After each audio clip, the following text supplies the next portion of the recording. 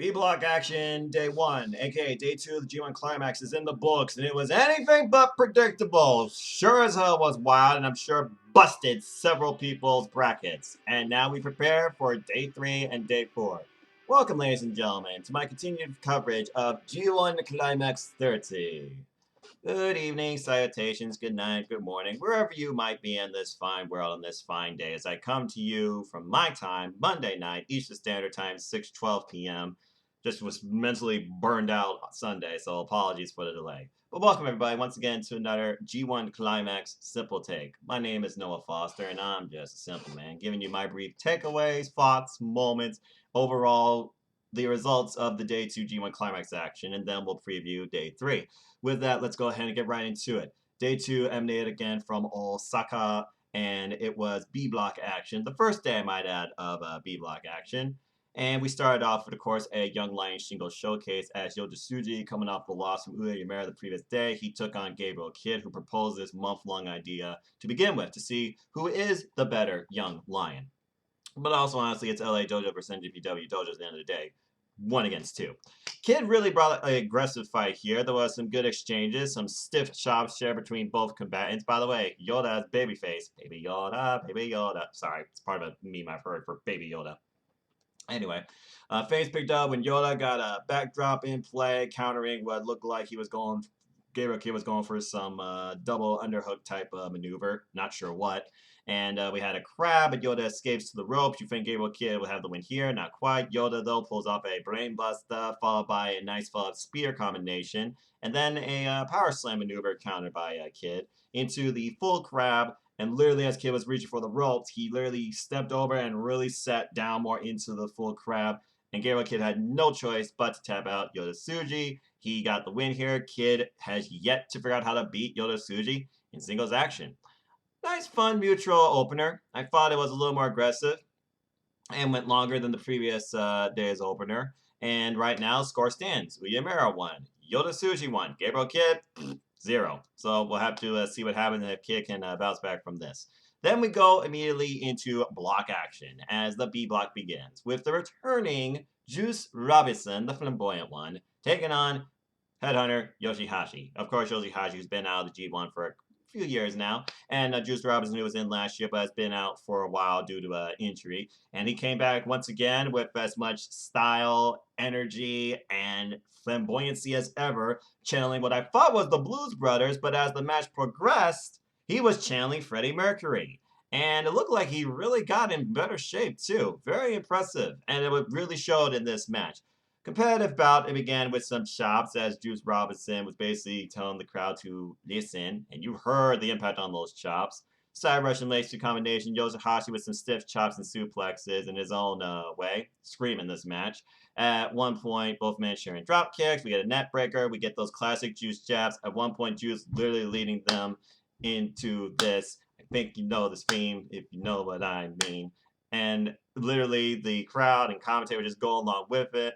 All we were missing at this point was guitar solo, okay? Just give me that guitar riff. Anyway, as the match progressed, it was really back and forth action. There was a Nelson into a wicked Uranagi by Juice Robinson, followed by the cannonball combination in the corner. He got the crowd again pumping on his feet. Ravine Sun, which I'm pretty sure was what they were going for. And Juice and Thunder Liger, Milano Collection, they were just getting into it.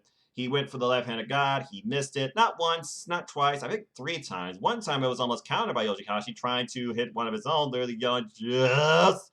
As the match progresses, we get a submission, but then that got broken up into a backstabber. Ouch. And then a swanton, where he crashed and burned. Chop exchange, and then a ridiculous lariato. It laid out Yoshihashi where he stood. Juice box for a near fall, not enough. He goes for Pulp Friction. That gets countered into a nice near-fall roll-up by Yoshihashi. But in the end, Juice Robinson finally hit that left hand of God, followed up by Pulp Friction, and he's back. And it looks like he's off to a very good start as Juice Robinson picks up his first 2 points in this year's G1. And what a return, too. Just from a presentation standpoint, really set the mood, I think, picked up the crowd. And, of course, as he walked away, he was like, I miss you, I can't touch, social distancing and safety and all that. When Maz only can speak through clapping. And overall, I'm looking forward to his run this year. He seems very motivated. He's definitely more clear-headed considering what he went through last year, if you remember what I mean. And overall, very rocking start for him. So kudos to you, Juice Robinson. And we'll see at the end if you will get to lead maybe Japan in We Are the Champions. Or will he crash and burn? And I don't know if he necessarily needs somebody to love, considering what I've read lately. But I digress. All right, that's enough Queen references for now. I like Queen. Queen's okay. Good music. Bohemian Rhapsody. Galileo. Next, we move into Yano. Toru Yano. Taking on my pick to win not only the block, but the G1. Cold Skull Sonata. And what in the bloody hell just freaking happened? My gosh.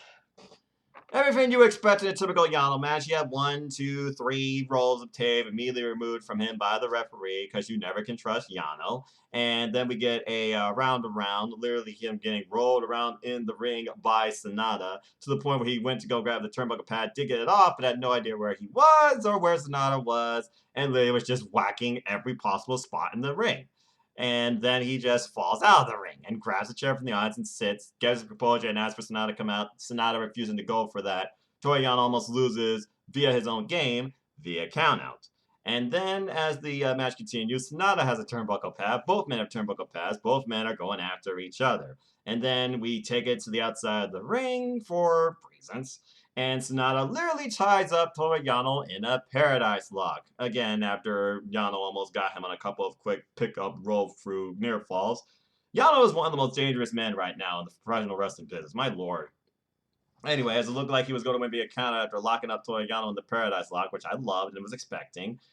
Whoo! I could not call this to happen as young lion Uya Umera literally unties Toru Yano from the Paradise Lock. By the way, Toru Yano tried the Paradise Lock first. Keep trying, kid. But in the end, this was the worst thing I could imagine seeing happen in this match. And me and my good friend Simi, please follow her podcast in the Stratosphere and follow Bulletcast on all your platforms. Yano ties up freaking Uya Yamera and Sonata's leg together and runs in the ring with just enough time to beat the count, and Toru Yano wins this match via countout and gets 2 points. What the hell? First off, why would a young lion help a participant in the G1 in this sort of fashion? Whether he meant to or not. Why would you unlock somebody from the Paradise Lock? I've been wondering when Sonata was going to use that towards a count-out victory. And literally that seemed like that was the plan here. And Uyemura ruined it! And then I see the most shocked expression ever on Sonata's face. And also I share the same exact sentiment. And I can't tell if Uyemura was disappointed or smiling. And I'm pretty sure that Uyemura and Sonata are going to have some fallout from this in the future. Just saying. But Sonata starts off with 0. What the hell? If there's anything I could say about this, though, regarding that, at least it seems like the most dangerous opponent Sonata would be dealing with during his run. He got through in the opener in defeat. Now he can move on and focus, hopefully, the rest of the way to just sweep the G1 as Toru Yano just keeps on going like this. Never did this once, so clearly, Yano knew that, I don't know, honestly, what Yano knew, or what was going through Yano's head. All I know is that that was the worst thing I've seen so far this G1. That's ridiculous. As my good friend, Reese Graham Kelly on Twitter, please follow him and his work. He basically said, most dangerous weapon, roll of tape. Toru Yano, he could literally win this thing. He could literally main event Wrestle Kingdom. He's someone you shouldn't count out. He's someone you should not take lightly. I agree with most of his points. He also had some fair notes and takeaways regarding the G1 as well that I thought were pretty humorous, but also on point as well. What a freaking ridiculous, just unbelievable. And thank you again, Reese Kelly Graham, for always your insight and energy. Ay. Moving on from there, clean, disinfectant break, we come back, and then we go into the returning Kenta. Classic Kenta. Theme, gray hair, everything. Classic Kenta, he takes on Hiroki Goto. This is a rematch, of course, from Wrestle Kingdom earlier this year over the Never Openweight Championship. And, of course, Hiroki Goto, he won during that time. But Kenta, when he made his return, he also said that he was going to beat Goto with game over submissions. So instead of this being just a match more so about strong style, this actually did break down into a match of submissions. And I thought it was very interesting as eventually both men were literally fighting with one arm, as both men targeted an arm respectively. The right arm was being worked on by Hiroki. The right arm was being worked on by Goto, I believe. Actually, it was both men. Goto, though, he eats a kick, almost gets locked into game over as we approach this match. Kenta, though, he gets clothesline and bulldog for his troubles. Kenta's right arm on the top rope, and Goto focuses on the armbar as well. Both men were going for each other's right arm respectively. It looked like Hiroki Goto, he literally was like having Kenta down, really wrenching back on that arm in a Fujiwara type armbar maneuver after an Ushigoroshi. But Kenta, he countered that. This was also after Kenta did a cycle knee and Goto kicked out of that. In the end, GTS countered with overhand chops. I thought literally knocked Goto out at one point. We approached towards the end of the match. Goto goes for his vintage GTR.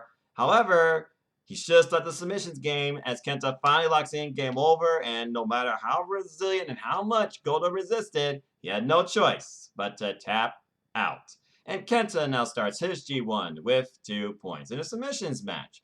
Complete opposite of what we saw basically at Wrestle Kingdom, but still seem to have the same animosity and anger towards each other. I like how Kenta, by the way, he immediately comes in, does this, listens for the crowd noise. Of course, all you hear is claps, but there were very few claps in this match. And immediately as this match begins, he goes, boo, because he expects that. Someone tells me Kenta misses that atmosphere, and he just encourages it and just embraces it. But I digress. Good job for Kenta. Moving on from there, we go into Zack Sabre Jr. versus Evil. And this match was literally what I thought it would be, a 2-on-1 handicap. But never in my days would I think a match you would look at Zack Sabre Jr. as your perspective babyface, which really he was here. He received the blunt of the punishment, not only from Evil, but by Dick Togo, as every time Evil countered him, not only through power, but heelish shenanigans. Found in the eye, pulled the hair, literally Zack Sabre Jr. calling out for the ref, and Dick Togo came in here on multiple occasions, including right before the opening bell, with the early beat after Evil ragdolls and slams Zack Sabre Jr. around the ring. Zack Sabre Jr. does get some offense and eventually works on the arm, at one point literally surfboarding it with both of his feet. Ouch. Again, proving why he is the submissions master. Crucifix pin near fall combination by Zack Sabre Jr. And then eventually things all break down when Red Shoes gets taken out. And Dick Togo sees in his face 2-on-1 type situation, and they both go after him. Low blow denied into an ankle lock, though, by Zack Sabre Jr. after the Red Shoes does get up, and Zack Sabre Jr. fights off both Dick Togo and Evil, preventing the spoiler from putting in the choke and literally locking up Dick Togo in a submission hold, rendering him useless for a moment till Evil came back into play. Evil tries to pull up everything as Evil and is unable to. He does pull up Darkness Falls at one point, but it's not enough. And in the end, Zack Sabre Jr., he gets Evil. And here's the crazy thing. Before this, the crowd was literally clapping for ZSJ. The commentary was literally chanting for ZSJ. Boy, what a year difference makes, considering both these men were in the same block last year and literally Evil won. But this time, Zack Sabre Jr. took the blunt of all the punishment, all the shenanigans. He was the one that people wanted to see win, and he got the win out of nowhere, literally clutching his legs, almost a double leg Nelson European clutch combination, except without his head on his neck. And Zack Sabre Jr. beats Evil in his opening run during the G1. I couldn't be happier. Not only because I'm a Suzuki-gun guy, Casanina, but also the one guy I wanted to see really flop in this G1 based on recension is Evil. And what a wild start. You would think that things would favor Evil. You know, Bullet Club doing anything it takes to win. He has Dick Togo in his corner, who you knew he was going to use heavily in his run, and proved here. But in the end, Zack Sabre Jr., resilience and smart in-ring IQ, technical skills abound. He got the win. He won. I was thoroughly impressed. And the crowd went ballistic, as well as commentary. It was definitely one of our most surprising openers, I believe, or excuse me, results in the G1, because no one saw that coming. Anyway, it was a great match. I really enjoyed this. It was probably my when I look at these 5 matches, I think Juice and Yoshihashi is still number 2. Zack Sabre Jr. Evil is number 3. But when it came to the top match, there's a reason why these two were in the main event. History galore. As the ace of New Japan, Hiroshi Tanahashi, took on Tetsuya Naito in our closer in our opening day of B Block action. Holy freaking hell, what an amazing 27-minute match. My gosh. Neither man left anything to chance here, and the Ace pulled everything out that he could to try and beat Naito. This is one of the Ace's strongest showings this year, when you think about it. Literally working the leg, multiple dragon screws. Ouch!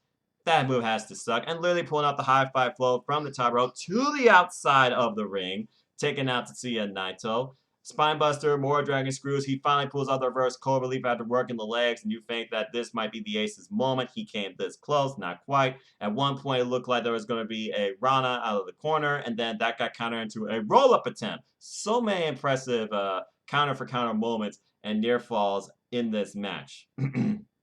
Anyway, as this match continued on, though, there was a satellite DDT by Tetsuya Naito. DDT was definitely a formula for this match.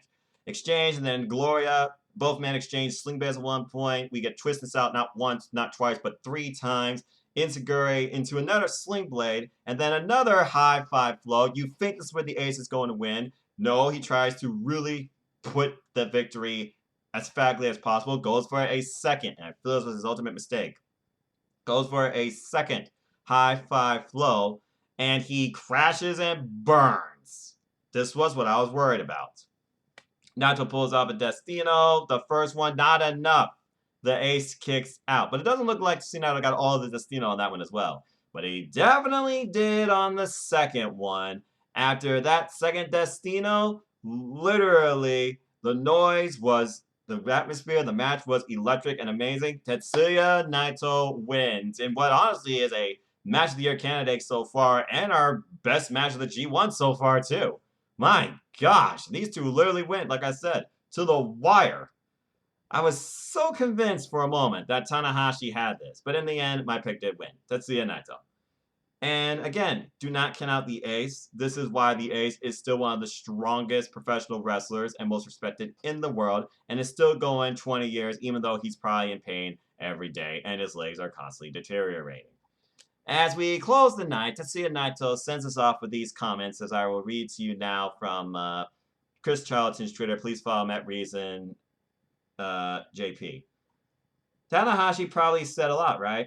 He had a lot pent up. This match was the biggest on his schedule. Unfortunately, in my view, this was just one more match. Tanahashi, yeah, we have history, but not a present. I'm only thinking of going perfect and winning. Man, that's pretty subtle. As we continue backstage.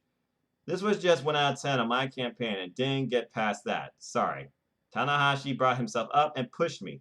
Fought hard for these fans, but like this right now, the young lions are tougher. No time to reflect on Tanahashi. I have Zack Sabre Jr. next. I hate that guy more than anyone. Any questions? See? Sorry, no time. See you in Sapporo. Adios. Well, I must say, when you think about the B block versus the A block, it's always the A block. That's your all-star block, okay? And then you think about the B block. That's your more exploratory block for great surprises and breakout matches. But of course, these two vets, they brought the best match of the night. But Juice Robinson looked very strong, and Zack Sabre Jr. with a very surprising win, and right now is a crowd favorite, it seems. It feels like there's always this subtle outlook, like which blocks can perform better, who's going to be the best performance, what's the number one match you're looking forward to the most, what's the number one match you would go rewatch and see. And truth be told, we've only been through 1 day of each of the blocks action, but so far, I think based on what I've seen, I gotta give it a B block. I've enjoyed B block day 1 more than A block day 1. And again, Minoru Suzuki and Tomohiro Ishii tore the house down, in my opinion. But yeah, B block was something else. So that being said, there's your first 5 winners of the B block and our first 5 defeats. As now at 2-point stands is Tetsuya Naito, Kenta, freaking Yano, Zack Sabre Jr., and the flamboyant Juice Robinson. How will these combatants continue their run? And will their ones that fall, will they pick up their way from here? Only time will tell. But of course, before we go back into B block, we have to now look at the next day of action. So now let's go ahead and preview and predict the next day of G1Climax30. A block. A block will be in action on, let me go ahead and get that date for you. I believe it's Wednesday, September 23rd, and I believe they're back to their standard time of 5:30 p.m. But don't quote me on that. So with that being said, let's go ahead and talk about the matches that are to come. G1 Climax Night 3. I don't know why I always call it day. Maybe because it's day for me. Our opening match is Young Lions singles competition. As always, it's Gabriel Kidd, who is so far 0-1. He takes on Uyemura, who is 1-0. And their singles records right now, Uyemura has had the best of Gabriel Kidd. It honestly seems like Gabriel Kidd is fighting the hardest, but is having the toughest struggle. Can he pull out a win here? What does he need to do to pull out a win? I don't know about you. One fall, 15-minute time limit. I sense Uyemura is going to continue his momentum. I think Gabriel Kidd is right now in over his head. He needs to redefine what he's doing and push himself even harder if he wants to try and not be the worst out of these three come this month-long tour span. Moving on into G1 Climax action. Our first match is Jeff Cobb versus Shingo Takagi. These two are no strangers to each other, as their overall singles record is 1-0 in Cobb's favor, as Jeff Cobb beat Shingo Takagi in Shingo Takagi's first G1 last year. I'm sure Shingo Takagi is looking for revenge, not only for that loss, but the fact that he lost to Jay White also in his opener. I don't see Shingo Takagi losing 2 matches in a row, but one of these two men have to. One fall, 30-minute time limit. Jeff Cobb, he's going to come back, bring the fight, but I gotta give it to Rampage Dragon at this time. I feel like Rampage Dragon is gonna get the win here. So my pick is Shingo Takagi. Moving on from there, this is the one match Yujiro wanted more than anything else, and the number one reason he wants to be in the G1. Well, now he's got another chance. As Rainmaker Kazuchika Okada takes on Yujiro Takahashi. And overall, right now, everything favors Kazuchika Okada. Not only in G1 records, as he's 3-0 in G1s, but also he is 2-0 in singles action. He's basically beating this man on 5 different singles occasions. But Okada, he did drop his opener to Kota Ibushi and refused to use the Rainmaker. Will he take Yujiro just as likely? Will he take him even more likely than his last match? Will Yujiro surprise us and offer us a shaka? And can he actually beat the Rainmaker? I don't think so. New Titantron, newfound confidence, it seems, and really a new put forth strong effort this year on behalf of Bullet Club and himself, with Nobita in his corner, who I'm sure is watching from afar. I gotta imagine Okada, that loss had to be a wake-up call. You need to do the Rainmaker. You need to show us the Okada that was the longest reigning IWGP Heavyweight Champion at one point. I gotta go with the Rainmaker. Kazuchika Okada gets the win here. I can't imagine Okada going 0 2 times in a row. Boy. Oh, this is going to be good. Now, this is the number one match I'm looking forward to on this night. The Civil War in Suzuki-gun is brewing. And are we on the verge of maybe a change in leadership or the destruction of a member once for all? As the king and current never overweight champion, Minoru Suzuki, he takes on one of his own members in Suzuki-gun, the Holy Emperor, and one half of the IWGP Heavyweight Tag Team Champions, Zack Jr., Taiji. Now, this is their first singles meeting. And so far, they both have a win. One of these two men has to lose. This is an all Suzuki-gun war, but something tells me the king is holding a little bit of animosity against Taiji. And I feel like there's that respect there too, because of this. King wants people to step up. King wants people to cause him pain. King wants to cause pain. Taiji, it's like he doesn't care, but he looks at the G1 field, and he kind of does care, and he's going to put his best to this competition. Taiji, for me, has always been one of those sleeper main eventers waiting to happen, and that's why he's one of my key picks I hope to see win the A block. So with that being said, you don't bet against the king, and you don't take him lightly. This could be a huge shocker for me to see, but I don't see it happening. I gotta go with the king, Minoru Suzuki. There's a reason why Minoru Suzuki is the leader of Suzuki-gun. There's a reason why Minoru Suzuki is that badass and that aggressive of a professional wrestler. Taiji is going to have to bring out every trick in the book if he even wants to have a chance against beating Minoru Suzuki. And imagine if he actually did. This would give him top tier opportunity to go after the Never Openweight Championship. This could be the wildest match in the A block for me if Taiji actually wins this. And part of me kind of wants me to see that. But also, I cannot go against the king. I gotta go with Minoru Suzuki here. This is going to be an all-out war. It's going to be good. Next match is going to be Tomohiro Ishii, the Stone Pit Bull, taking on the Air Assassin Will Ospreay. Both these men, this is their first ever singles encounter. And both these men right now, respectively, Tomohiro Ishii has 0. Will Ospreay, he has 2 points. Will Ospreay, the wrestler on another level, he wants to challenge the heavyweights. He is a heavyweight in his own class. Tomohiro Ishii, he wants the best fight he can get out of anybody he's in the ring with. And with Tomohiro Ishii's hard, ground-based, smash-mouth style versus Will Ospreay's all-around, in and out, over-the-top ring style, it's going to be a very interesting clash. But we've also seen Tomohiro Ishii, he can perform some high-risk stuff too, whether it's flying off the top rope or just pulling off a pop-enzuigiri out of nowhere. I don't sense we'll see Tomohiro Ishii do any, like, dives over the top ropes or torpe suicidas, though. But with that being said, I'm actually going to go with the Stone Pit Bull here, Tomohiro Ishii, because it's hard to take down a refrigerator, even if you are flying straight at it. Good luck, Will Ospreay. You're going to need it. Which leads me now into the main event, as Kota Ibushi takes on Jay White. It is a G1 Climax finale rematch. But also, Jay White did beat Kota Ibushi earlier this year at Wrestle Kingdom. But this is the G1. This is where G1 defines you. Kota Ibushi says he will become a god with capital G. Jay White says this is not anyone's G1. This is my J1. So, whose premonition and whose philosophy will stand strong, firm, and true? Especially after Jay White getting the best Kota Ibushi all the way up until the final, until the finale, even after kicking out of a single Kamagoye, ate another Kamagoye, and that was it. That was it. This could be the biggest win in Kota Ibushi's career, but it also could be his biggest defeat, and it'll really deflate his momentum. As you would think, Kota Ibushi would be the one that people should really look at here as the guy to beat. But Jay White, he says something, he backs it up, you listen. And right now, it seems like Jay White's got a lot of favoritism towards the crowd, including me. So, oh boy. I know Kota Ibushi wants to ascend past Nakamura and Tanahashi. I know Jay White. He wants to get back what's rightfully his and prove why he is the best. And Jay White will also have Goto in his corner, which no doubt will be a difference maker, just like at Wrestle Kingdom. But if Kota reaches down into that fluke dark state of his, he could virtually be unstoppable.